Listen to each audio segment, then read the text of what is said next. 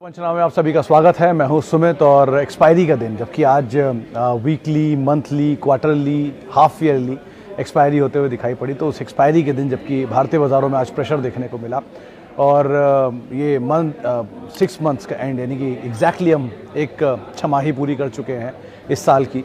रफली 7-8%, 8.5% के आसपास इंडेक्स इस छमाही में टूटता हुआ दिखाई पड़ा है और major carnage mid cap small cap में रहा है, जहाँ पे मिड कैप 12-13% टूटा है, स्मॉल कैप 27-28% टूट चुका है।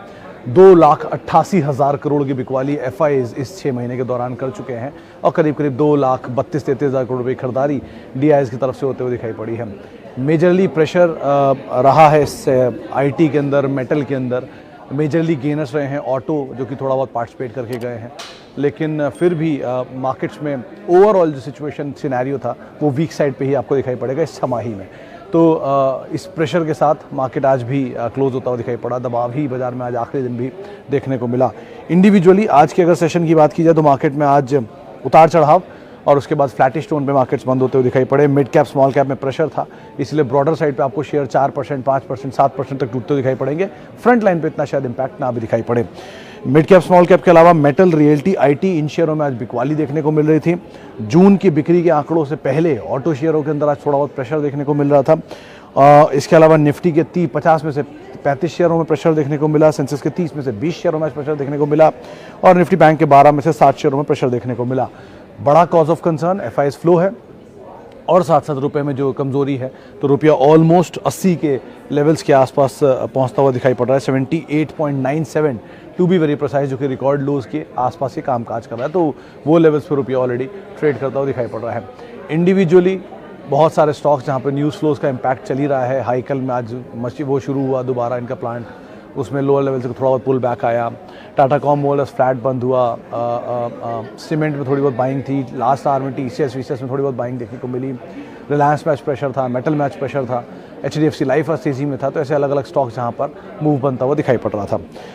चलिए सवाल जवाब का सिलसिला शुरू कर लेते हैं और कुछ सवालों को शामिल कर लेते हैं। सबसे पहले जो सवाल है, अच्छा जी, LIC, पहला सवाल ही आज LIC है। सर LIC के बारे में क्या बोलूँ मैं, क्या ना बोलूँ, मैं ये सोचता हूँ। एनीवेज देखिए, अगर आप नंबर्स में जाएंगे तो सबसे पहले तो देश की सबसे बड़ी इंश्योरर है, 62% मार्केट शेयर है, न्यू प्रीमियम कलेक्शन में सबसे ऊपर है, डोमिनेंट प्लेयर है, पुरानी हिस्ट्री है एंड बहुत सारे और देश के सबसे ज़्यादा शायद LIC एजेंट्स भी उनके पास हैं। ये हो गया पहला पार्ट। दूसरे पार्ट में आ जाइए प्राइवेट प्लेयर्स में। प्राइवेट प्लेयर्स उस तरह का मासिव एक्सपेंशन नहीं रखते हैं, लेकिन उनके रियलाइजेशन बेटर है। आप एक चीज़ हमेशा रखिएगा, आप एक तरफ सेल को रख दीजिए, दूसरी तरफ टाटा स्टील को रख लीजिए, या GSPL को रख लीजिए, या JSW स्टील को रख लीजिए।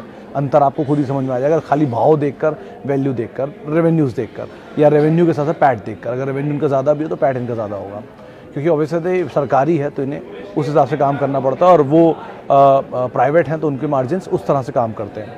तो लाइकवाइज इंश्योरेंस स्पेस में भी प्राइवेट इंश्योरर के सामने प्रीमियम कभी नहीं कमांड कर पाएगी LIC, जो अब तक हिस्टोरिकली हमने देखा है।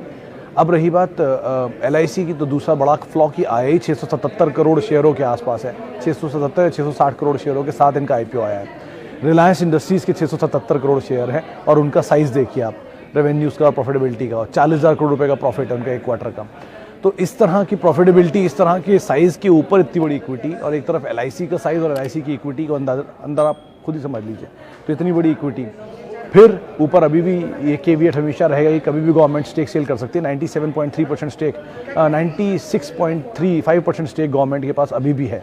3.5% स्टेक बिका है, तो बाकी स्टेक बिकने की पॉसिबिलिटी हमेशा रहेगी। तो वो पॉसिबिलिटी कभी भी आती है तो और नया इक्विटी फ्लो मार्केट के अंदर आ सकता है, तो उसको भी आप ध्यान रख सकते हो। तो ऐसे कई केविएट्स रहेंगे जिसके आधार पर आपको अपने फैसले लेने होंगे।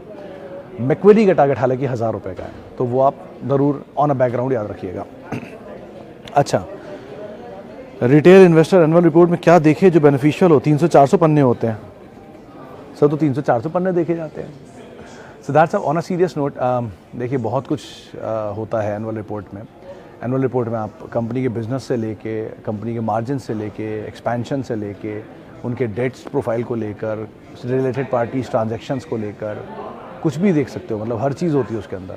अब आप क्या देखना चाह रहे हो वो आपके ऊपर डिपेंड करता है कि आमतौर पे सारी चीज़ें बाहर ही मिल जाती हैं, लेकिन कोई चीज़ ऐसी है जो बिटवीन द लाइन है, जो आप पढ़ना चाहते हो, मिसाल के तौर पे आपको जुबिलेंट फूड मिल जाएगा, जुबिलेंट फूड के इंग्रेडिएंट्स मिल जाएंगे, जुबिलेंट फूड के बाकी सारे धंधे मिल जाएंगे, लेकिन आपको ये नहीं मिलेगा कि 2000 करोड़ रुपए का चीज़ जुबिलेंट फूड एक साल में कंज्यूम कर डालता है। ये तरह की डेटा जो होते हैं वो आपको एनुअल रिपोर्ट में ही मिलेगा। तो इस तरह के जो between the lines deep dive होते हैं वो आप एनुअल रिपोर्ट में जाकर कर सकते हो। वो सबसे अच्छा सोर्स होता है।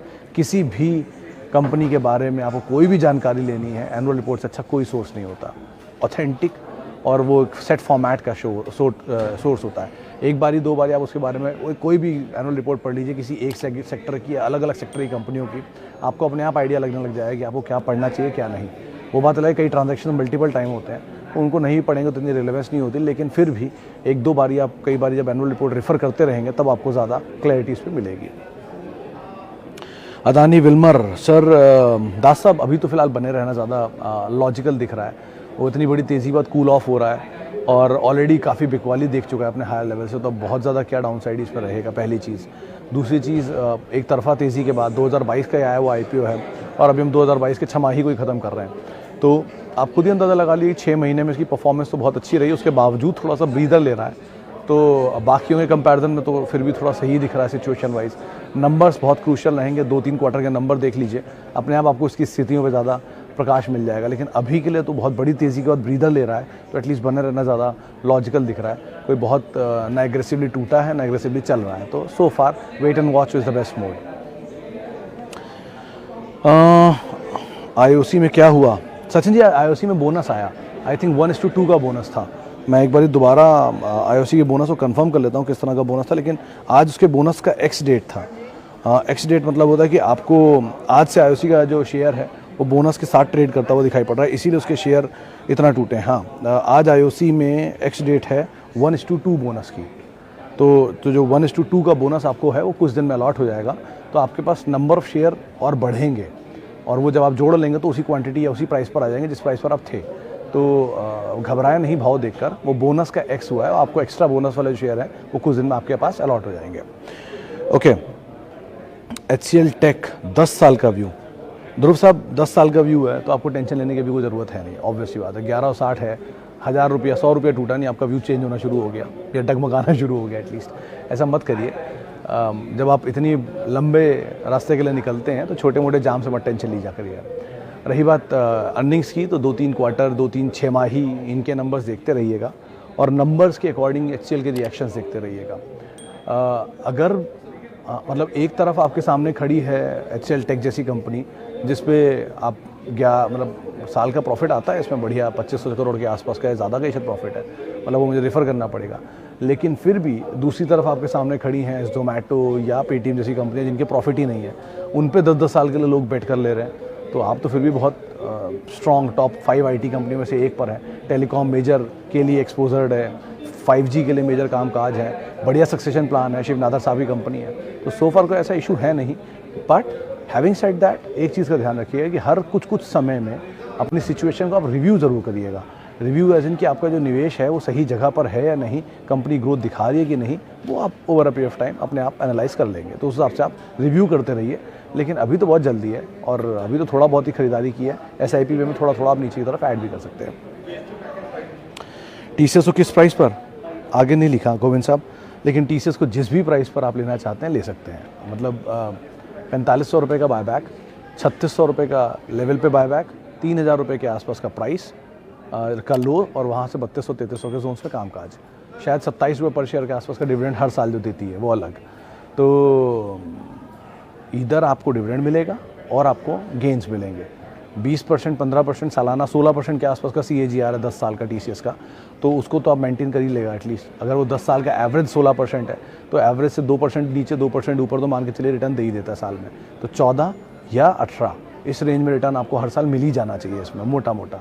तो आराम से आप SIP वे में इसमें इन्वेस्ट करिए, सबसे बढ़िया वे है। धीरे धीरे धीरे धीरे हर महीने 2, हर महीने 1, हर महीने 4 जैसा आपका पॉकेट अलाउ करे, या हर हफ्ते 2, हर हफ्ते 2, हर हफ्ते 3 जैसा आपका पॉकेट अलाउ करे। आप आराम से SIP करते रहिए। पैनिक वाली सिचुएशन नहीं है, उसमें आपका भाव भी एडजस्ट होता रहेगा और ऑब्वियसली क्वालिटी तो आप जानते हैं कंपनी की। टाटा ग्रुप की सबसे बड़ी ज्वेल है, कैश रिच कंपनी है, मेगा IT कंपनी है, देश की लार्जेस्ट कंपनी है, तो सोचने की ज़रूरत भी नहीं है उसको लेकर। बलरामपुर चीनी एंड टाटा मोटर्स। ज्योति जी, बलरामपुर चीनी ऑब्वियसली मैं पहले भी ये बात बोल चुका हूँ और अपने आप को गलत मानता था, लेकिन फिर भी मुझे ऐसा लगता है कि शुगर जो है वो साइक्लिकल सेक्टर है।